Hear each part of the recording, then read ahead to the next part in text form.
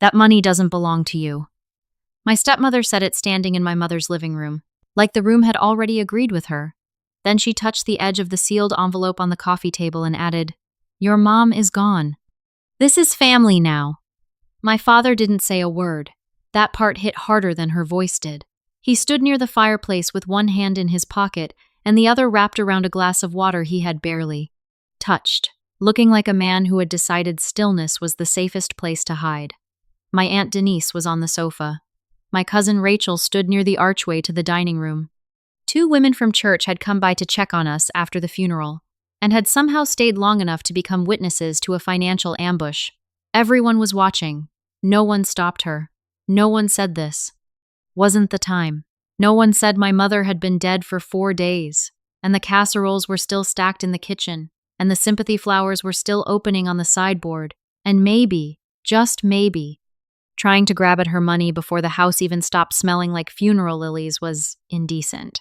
Because, in families like mine, people don't interrupt greed when it sounds organized enough. They wait to see which version of the story will survive. The envelope sat between us. Heavy cream paper. My mother's lawyer's return address in the top corner. My name typed in black beneath it. Not my father's. Not both of ours. Mine. I had noticed that the moment I picked it up from the hall table where someone had left it under the sympathy cards. My stepmother had noticed it too. That was why we were standing here now instead of letting grief remain grief for even 1 full week. "You don't need all of it," she said. Not all of it. As if the amount was already understood. As if she had already counted. As if the only remaining question was whether I would be selfish enough to insist on being treated like the daughter of the woman who had raised me. I looked at my father. He kept his eyes on the envelope. That silence answered more than speech would have. He wasn't confused. He wasn't shocked. He wasn't waiting to understand. He was letting her do it. That was the part I hadn't prepared for. I expected my stepmother to make it ugly. She had always had that gift. She could enter a room full of mourning and somehow locate the one angle from which other people's pain might be converted into advantage. She called it practicality. My mother used to call it poor timing with good manners. She said that once after my stepmother spent an entire Thanksgiving asking about square footage, listing, and probate taxes while my grandmother was still in the hospital. But my father's silence was different. It wasn't greed exactly. It was surrender.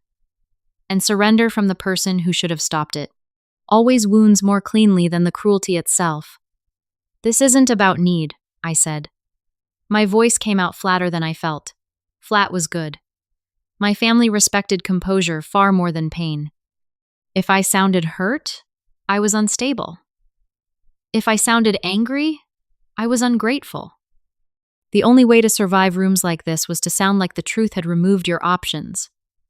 My stepmother smiled the way she always did when she wanted to look compassionate while narrowing a knife.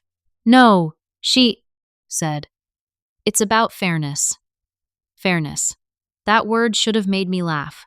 My mother wasn't even buried when the first conversation about fairness started. Not fairness in care. Not fairness in who sat beside her bed the last week. Not fairness in who handled her prescriptions, the hospice coordinator, the insurance forms, the church meal sign-up, the hidden crying in the downstairs laundry room because the upstairs smelled too much like antiseptic and my mother's hand cream. Fairness only arrived when money did. If you've ever had family start talking about fairness the minute a parent dies, you already know what kind of room this becomes. My aunt shifted on the sofa. "Maybe we should wait for Richard." Richard was the lawyer. My stepmother didn't look at her. "There's nothing to wait for. We know what she would have wanted." "No," I thought. "You know what you want to claim she wanted. There's a difference." My mother and I had never talked about exact numbers. She was private about money in a way women of her generation often were careful, modest, not because they didn't understand it, but because they knew too well how quickly men and second wives and adult children with sudden ideas about entitlement could turn financial information into moral theater. But I knew enough. The house had been in her name long, before she married my father. A small investment account from my grandparents, a life insurance policy she quietly kept paying even when my father said it was overcautious. a cash amount set aside after she sold the lake cabin 3 years earlier. I did not know the exact final figure until my stepmother said it out loud in the kitchen that afternoon, thinking I was upstairs. 350,000 is too much for one person, she told my father. Too much. That was how she framed inheritance that was not hers, not beloved, not earned, not my mother's final protection. Too much. And now she was standing in my mother's living room telling me I didn't need all of it.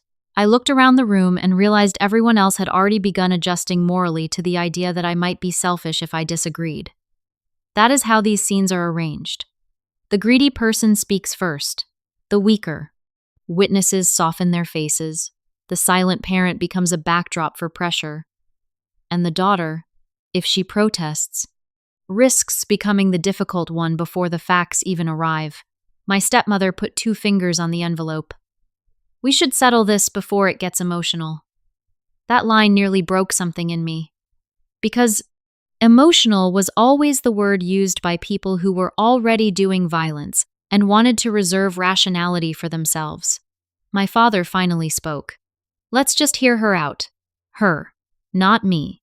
I looked at him then and saw, with the kind of clarity that hurts because it arrives too late to help, that he had already crossed over. Maybe not all the way into her greed, but far enough into her logic that my mother's money had become an administrative issue between spouses, instead of the last protected thing my mother might have left me. The front door opened then.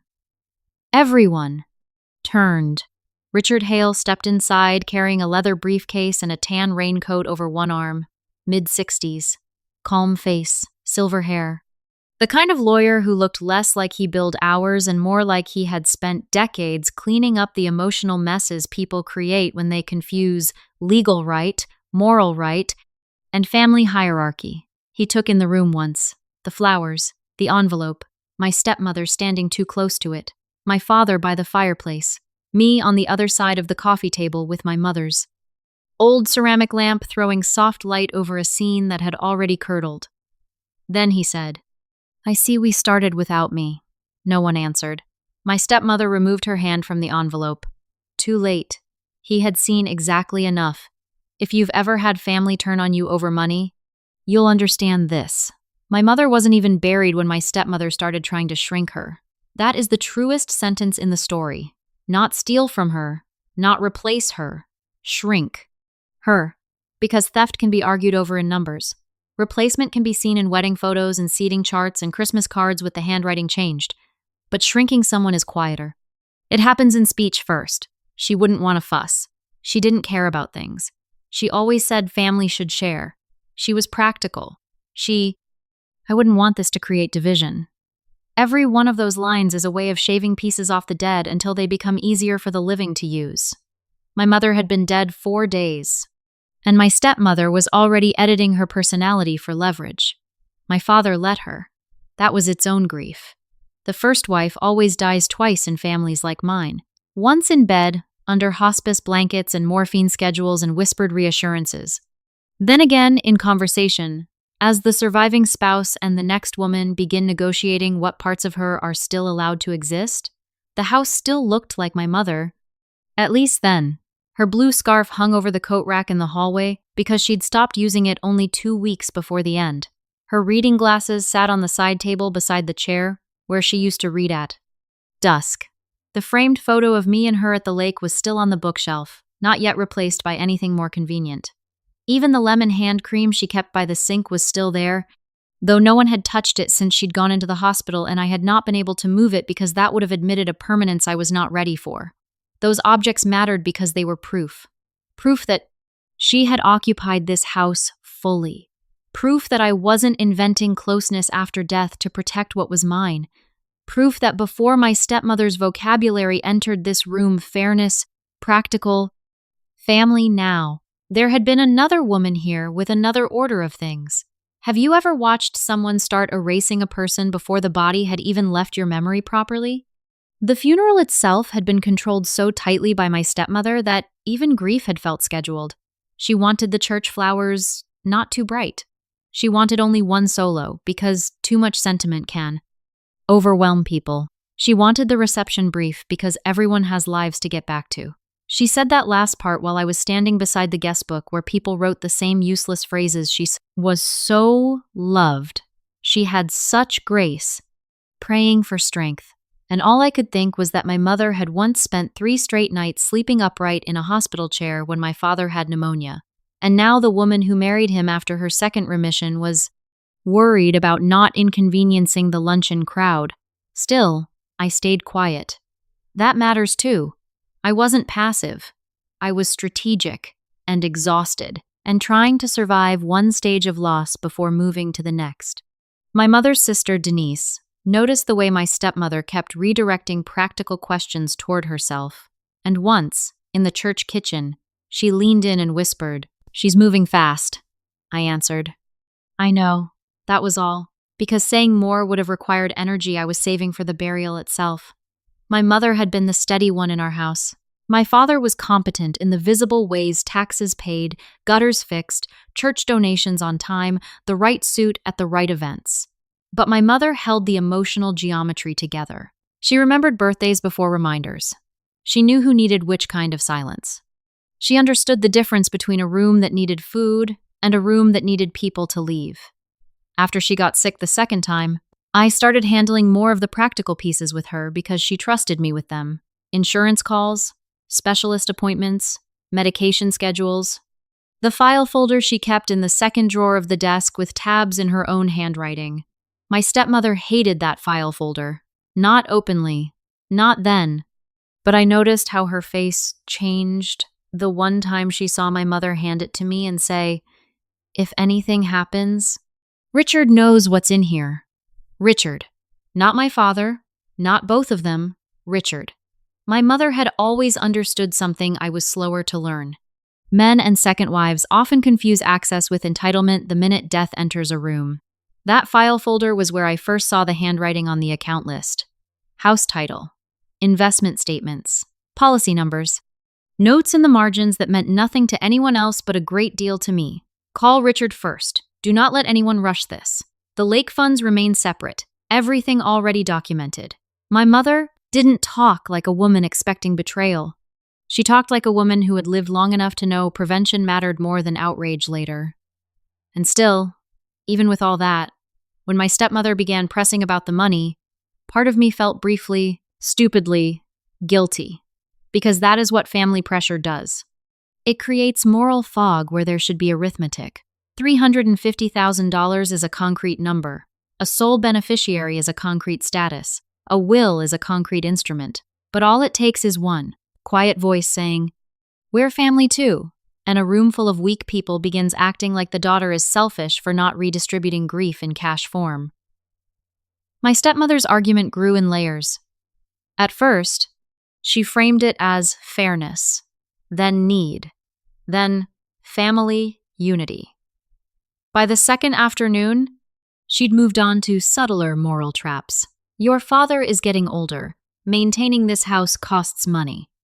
We all made sacrifices for your mother. She wouldn't want bitterness. No, I thought. She wouldn't want you with your hand in her pockets before the earth settled. But I did not say that. Not yet. Instead, I listened. That is another thing people misunderstand. Listening is not surrender when you know evidence is on its way. Sometimes it is the only way to let a greedy person fully identify themselves before the room. And my stepmother was identifying herself beautifully. My father helped her most by saying little. He would murmur things like, "Let's keep perspective," or "No one is taking anything," while standing beside a woman already dividing sums in her head. His silence worked as endorsement because he had spent years being treated as the calmer parent, the more measured one. The man whose restraint was confused with moral superiority. But I knew him too well. Silence was how he avoided being responsible for decisions he still wanted the benefits of. He had done it when I was 16, and my mother cut me out of a choir trip over a skirt she thought was too short. He had done it when he let my stepmother move my mother's piano bench into storage 6 months after the wedding, because the room needed updating. He was doing it now with the inheritance, and no one stopped her. That was the line I kept coming back to. Not because no one could, because no one wanted to be first. What would you do if they came for what your parent left you? By the time Richard opened his briefcase, I already believed I was about to lose something. Not the money exactly. My mother had prepared too carefully for that, though I didn't know the full extent yet. What I thought I was going to lose was the room. The moral room. The version of events in which I was still clearly my mother's daughter, and not a selfish, grieving woman standing between an older couple and what the room was already prepared to call fairness. That is why the humiliation mattered before the reveal. My stepmother needed the room to believe I was the one making this. Ugly. She understood instinctively what greedy people always understand. If you get witnesses morally aligned before facts arrive, facts have to work harder. So she pushed. Not loud, not crude, clean. We're not asking for everything, she said. We. That pronoun did more theft than any number. Rachel finally sat down at the far end of the sofa, eyes moving between me and the envelope. Denise folded and unfolded a tissue. The churchwomen had gone from supportive posture to curious stillness, which was worse. My stepmother read it correctly and continued. You should be grateful we're even handling this together. There it was. Humiliation. Not financial. Moral. Grateful for being allowed to watch people negotiate my mother away in her own living room. My father finally looked at me then, and instead of the apology I once might have hoped for, he said, "No one is trying to hurt you." That sentence nearly undid me, not because it was convincing, because it was insulting. There are moments when a lie is so lazy, it tells you exactly what its speaker thinks of your intelligence. This was one of those moments. He was standing next to the woman who had spent 2 days measuring my mother's death in utility, and he wanted me to believe no harm was intended. I looked at the envelope and thought, absurdly, of my mother's blue scarf in the hallway. How it still held the fold at one edge where she used to tuck it under her coat collar in winter. How some objects keep shape longer than people expect. How maybe women do too. My stepmother pressed again. This is family now. The memory hook landed for the second time. This is family now.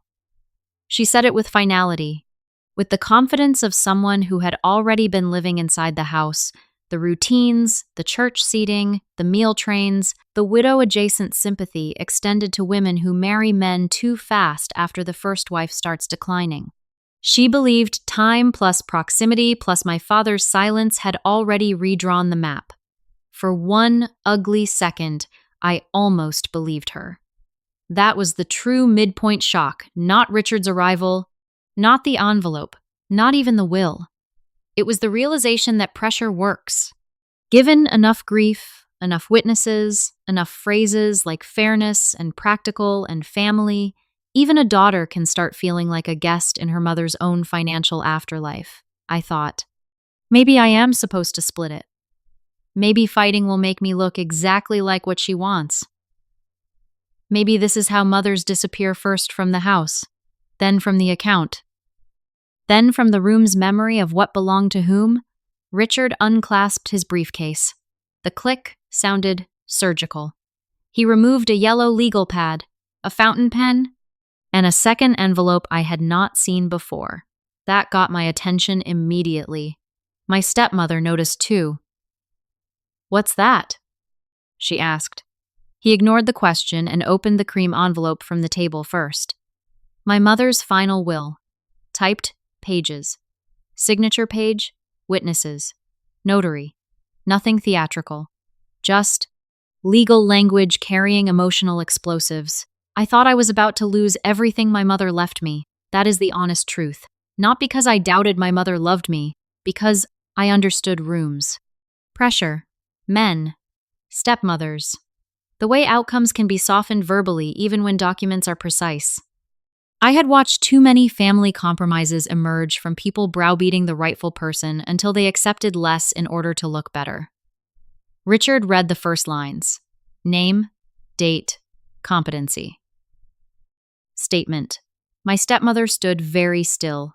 She had the expression of someone trying to look patient while counting on inevitability. Then Richard paused. Not long. Just long enough. He looked at my "Father." Then at me. Then at the second envelope beside his legal pad, and said, "Before we go further, there's something important I need everyone to understand." That changed the room. My stepmother asked, "What does that mean?" He answered in the same tone he might have used to clarify parking regulations. "It means assumptions have been made that are not supported by the will." Silence. Then, because the room still didn't fully understand the direction of the knife, my stepmother smiled tightly and said, "Well, let's hear it. Confident. Still. That was the mistake greed makes when it confuses access with victory. If you thought you were about to lose everything, what would you do?" I kept my face still. Inside, everything had gone cold and bright. Richard turned one page, then another, and my stepmother's confidence began to leave her face in increments, small enough only someone waiting for it would notice. My mother had not left things vaguely. She had not trusted goodwill. She had not assumed decency would govern what followed her death. She had drafted precision. Richard stopped at one paragraph. Then he said the line that, "Split the room cleanly in half." "That's not what the will says." My stepmother blinked. "I'm sorry?" He repeated nothing. He only kept reading. "Have you ever been made to feel selfish for protecting what was yours? If you thought you were about to lose everything, what would you do?" The will was not generous. That was the genius of it. It was not emotional, poetic, symbolic, or softened by any of the language people use when they still hope the room might behave morally without enforcement. My mother had not written with sentiment. She had written with structure. "I leave all financial assets held in my sole name, including but not limited to liquid accounts, investment funds, and insurance proceeds, solely to my daughter." Solely. The words sat in the air like judgment. My stepmother recovered fastest. "That can't be right," she said. Richard did not look at her. "It is." My father straightened, then sat back slightly as if his body had started moving toward objection before the rest of him understood he had no clean way to get there. Richard continued reading. No shared access, no discretionary. Redistribution, no family adjustment, no expectation of accommodation. My mother had thought through every soft pressure point and sealed each one shut. But she wasn't finished. Richard picked up the second envelope. "This," he said, "is an addendum your mother asked me to keep separate until the reading, because she anticipated there might be confusion." Confusion. I nearly admired my mother then. Even dead, she was still polite enough to call greed confusion when putting a knife between its ribs. My stepmother went pale. "What confusion?" Richard unfolded the paper. Again, no drama in his voice. That was what made him devastating. He was not my champion. He was not sentimental.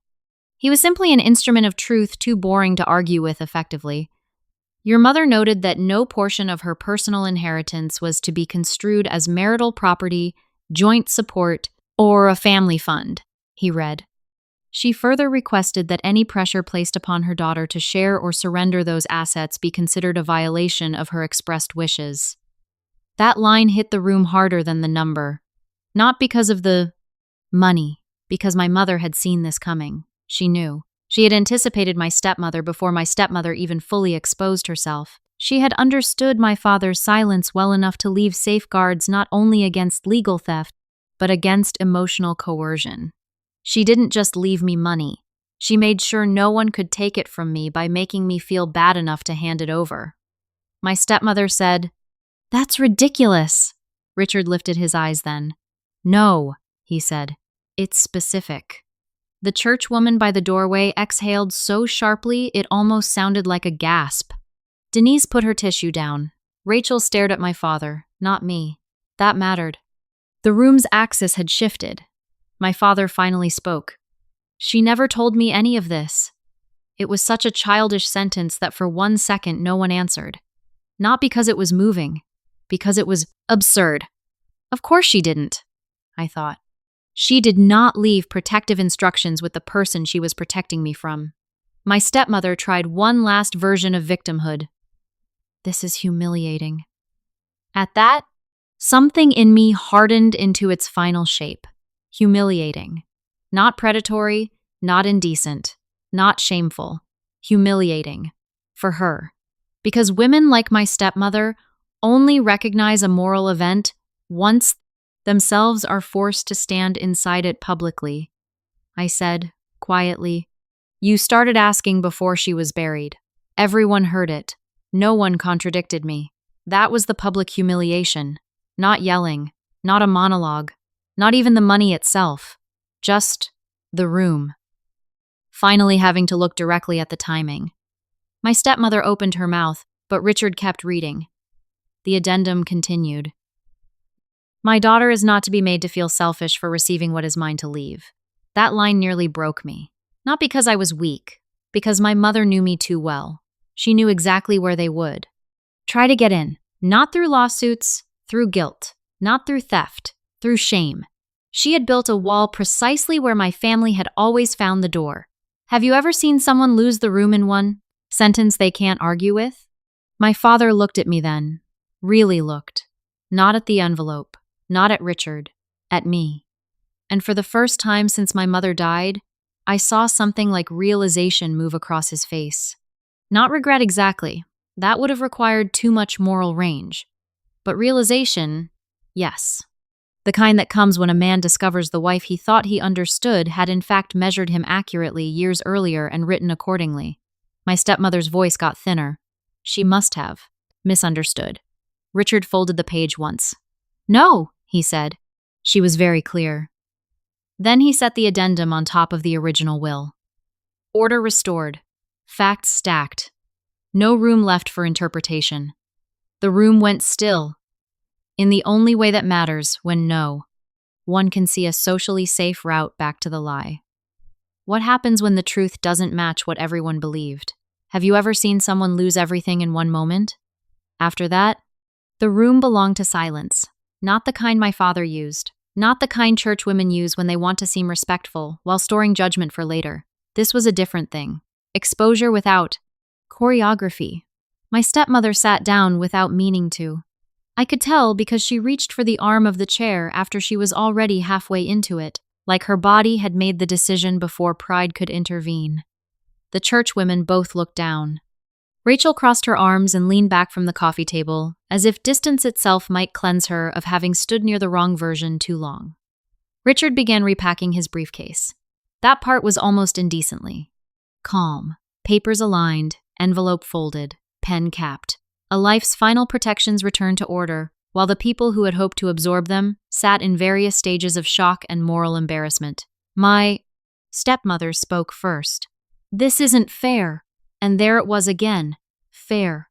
The word she had used like a weapon when she thought it was on her side now returned to her, sounding small and almost childish. I understood then that fairness had never meant justice to her. It meant preferred outcome. My father looked at her, then at me, and said, "No one was trying to cut you out." I almost laughed. Not because it was funny, because of the timing. The room had just heard my mother's written line about pressure, selfishness, and expressed wishes. We were past dishonesty now and into insult. "She already knew you would," I said. It was the first full sentence I had spoken, with no protective instinct left in it, no softening, no room-making, no fear of being the difficult daughter. My stepmother's head snapped toward me. "Excuse me?" I held her eyes. She knew exactly what you'd do. That was the real ending. Not the money, not the lawyer, not even the will. That sentence. Because it located everything correctly. This wasn't a misunderstanding. Not grief speaking badly. Not family confusion after loss. It was pattern. Anticipated pattern. Documented pattern. My mother had read the room long, before we stood inside it, and she had chosen me anyway. That was the inheritance under the inheritance. My father rubbed his forehead once. The gesture made him look older. For one brief second, I could almost see the version of him my mother might once have trusted enough to marry before life and compromise, and his hunger for comfort over courage hollowed him into a man who let a second wife circle a first wife's money before the flowers died. But pity is dangerous in moments like this. It invites the wrong repair. Denise finally spoke. "To ask this now," she said softly, looking at my stepmother, was shameful. That mattered because Denise never said things first. She had spent years in the family doing what many women of her generation were trained to do, smoothing conflict, distributing sympathy like napkins, preserving holidays from truth. If even she was willing to say shameful out loud, then the room had tipped beyond salvage. My stepmother started crying then, not dramatically, just enough. I watched without moving. Her tears did nothing to me. Not because I lack compassion, because I had already seen what kind of person cries only after the line fails to work. My father said, "Let's all calm down." Richard closed his briefcase latch with a click. "No," he said. What needs to happen now is very clear. That was why he had been the perfect truth delivery character. He did not comfort. He did not moralize. He did not rescue me in the sentimental way films lie about. He simply ended the available ambiguity. "The estate proceeds as written," he said. "There is no further discussion to be had in this room." Then he looked at me and asked, "Would you like me to stay a few minutes?" I understood the question beneath the question. Did I want a witness while I exited? Protection while the social structure reset around the truth? A legal presence in case grief turned theatrical? I appreciated him for asking, but no. The room had already done what it needed to do. "I'm all right," I said. He nodded once, gave me his card again even though I already had one, and left by the front door with the same measured calm he had entered with. The house felt different after he was gone. Smaller, not because of square footage, because certainty had left it.